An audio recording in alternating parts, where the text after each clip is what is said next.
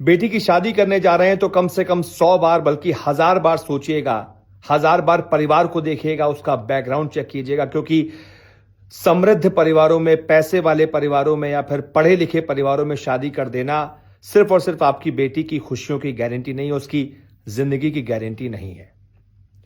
भोपाल का ट्विशा शर्मा केस हो या फिर ग्रेटर नोएडा का दीपिका नागर केस, दोनों बेटियों ने मौत को गले लगा लिया। दोनों बेटियां आज उनके परिवारों के साथ नहीं हैं। दोनों की शादी ऐसे परिवारों में हुई थी जिन परिवारों में लोग शादी करने का सपना देखते हैं। पैसा है, पावर है, बड़े लोग हैं। ट्विशा शर्मा की शादी तो 2 पूर्व जजों के यहां हुई थी। उनका पति वकील है, सास ससुर पूर्व जज रह चुके हैं। सुखी समृद्ध परिवार था। फिर क्या हुआ? इतनी परेशान हो गई कि माँ बाप को कॉल किया, मैसेज करती थी कि मैं यहां पर ट्रैप हो चुकी हूं, परेशान हो चुकी हूं, मुझसे अब नहीं रहा जा रहा। नोएडा आने के लिए टिकट बुक कर लेती है और उसके बाद आधे घंटे बाद उसकी मौत हो जाती है। परिवार वाले कह रहे हैं मारा गया है। ऐसी स्थिति बनाई गई कि उसको या तो उसने खुद फांसी लगाई या तो उसकी हत्या की गई है।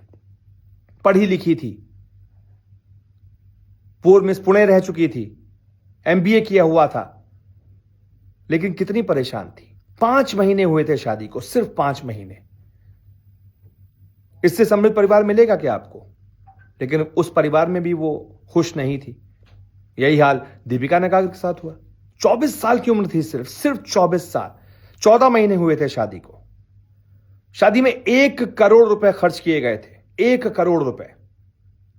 स्कॉर्पियो दी गई थी, 50 लाख के सोने के गहने दिए गए थे, 11-12 लाख रुपए कैश दिया गया था, 1 करोड़ के आसपास दे दिया गया था। उसके बावजूद बेटी बार बार अपने घर वालों को बता रही थी कि 50 लाख रुपए इनको और चाहिए और साथ साथ फॉर्च्यूनर गाड़ी भी चाहिए।